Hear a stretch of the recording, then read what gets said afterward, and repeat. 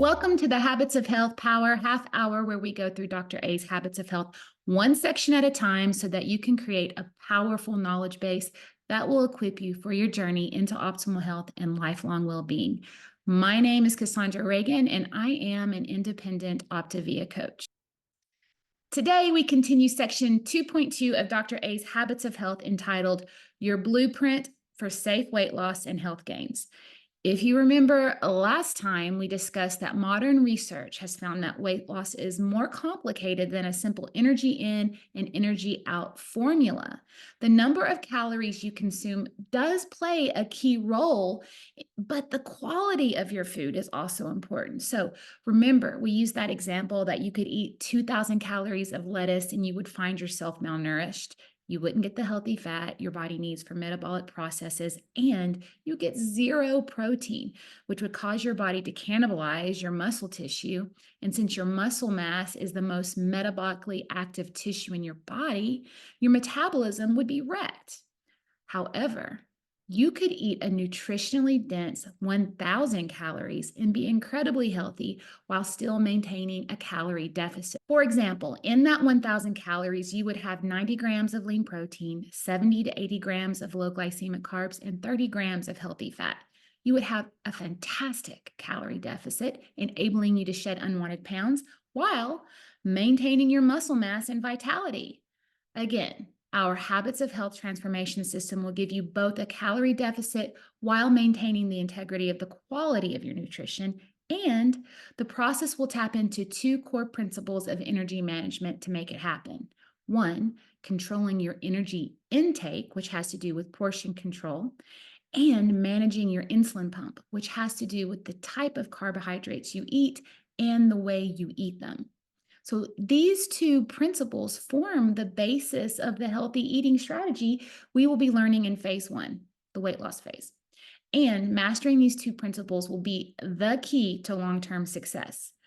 If you resist taking control of how much you eat, how often, and what kind of food you consume, you are going to be doing this yo-yo thing for the rest of your life. And that is what we are choosing to walk away from. But in case you were entertaining the idea of periodically flirting with that old lifestyle, let's take a look at a typical Western eating pattern and see what will happen to us if we continue to ignore these core principles. You guys, this is modern life's disease path. So you notice that that dotted green line going across, that's your baseline insulin, and just below that is your baseline glucose. All right. And then you see that up and down dotted line, and that's your blood sugar. And notice that anytime you have something with a lot of sugar in it, it spikes up. And then what happens right after that? After your sugar spikes, insulin is released and it begins to spike, which causes your sugar to go back down. But then you eat something else high in sugar like that donut, and your sugar, that dotted line, goes up again, which causes insulin to be released, which pushes down that sugar again. So notice this is what that looks like. So as you can see above, the typical Western diet of highly processed, high glycemic foods like soft drinks, candy bars, bagels, they all cause blood sugar, also called blood glucose, to rise dramatically. And that makes that level of insulin rise. This elevated insulin level actually then causes blood sugar to plummet, creating the rapid rise and fall you see in this chart. So you guys, as the blood sugar falls below normal, the brain sets off a series of messages that cause cravings. And soon you're scrambling for something else sweet and full of calories. And so the cycle of high and low blood sugar continues, thereby reinforcing eating patterns that lead to poor health and obesity. And not only that, high levels of insulin actually turn on a metabolic switch that tells your body to store fat. That's its job, right? So when insulin levels stay elevated this way, the body continuously uses glucose for fuel rather than both glucose and fat. We want the body to use fat for fuel, not the sugar.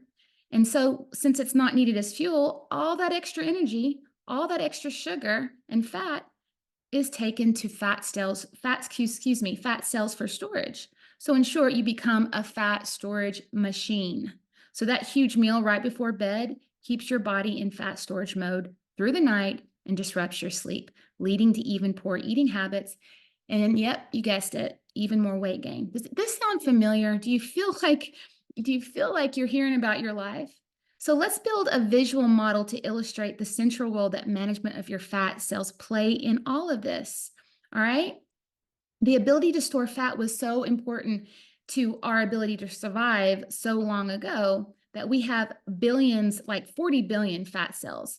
And it served us fine back in the days of famine. But now in our modern world, with constant availability of excess calories, especially processed food, full of highly processed sugar, flour, fat, salt, you name it, we have created this gross imbalance, and it's not normal in energy management. So, okay, ask yourself these questions. 1, do you eat a lot of refined processed foods and drinks? That's drinks with sugar. Processed foods have a lot of white flour, white sugar. Do you have a hard time concentrating or staying focused? Does that sound familiar? Do you skip meals and end up eating only 1 or 2 a day? Do you struggle with cravings and low blood sugar? Are you irritable if meals are missed or delayed? That's called hangry.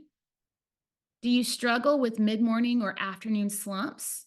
Do you have difficulty staying asleep? If you answered yes to more than a couple, you probably have a high level of insulin that's keeping you in fat storage mode and creating weight gain. So the following illustration demonstrates what is happening inside your body. Habits of disease weight gain state. This is the ever expanding waistline.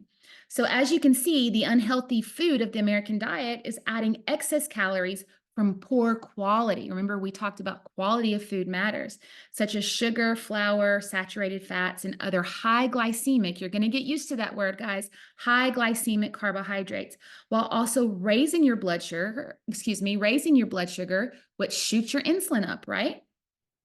So the higher insulin production actually drives energy into fat cells. Remember, it turns on the switch. It tells your body to send everything to fat storage, and that's your fat cells. And the normal balance is disrupted, and it's difficult to obtain energy when needed from the fat cells between meals. So not only is it sending all of your energy, which is the calories, into the fat cells, you yourself, your muscles and everything feels exhausted. So you're not using that energy to be expended, you're sending it to storage. So Dr. David Ludwig from Harvard, described as an obesity warrior, he's gone as far as stating that the fat cells in this high insulin state are hoarding your energy, in effect creating a one-way turnstile where the insulin is ushering all your calories into the fat cells, but restricting the passage back out. In other words, the body is running low on accessible energy within a few hours of eating, right? So you're exhausted, you're tired, but you have all this energy, but it's not letting it come out. When the brain senses this lack of available energy, guess what it does? Your brain thinks it's not getting energy because all the energy is going into your fat cells and it's not being used for what you need it for. So the brain senses a lack of energy. The brain always interprets that signal of, oh, I need more energy. It always interprets it as one way. I need carbohydrates. So it sets up this cycle of constant hunger. So inactivity, because you're exhausted, you don't have the energy, lack of sleep and stress make the situation worse and further demonstrate why the habits of health are so interdependent. So we got to break that cycle. We have to change the way we do things. Well, that's it for today, everyone. Next time, we'll continue with section 2.2 and discuss the myth of 3 square meals, what patterns of success look like, and the key to healthy weight loss. Have a blessed week, and we'll see you next time.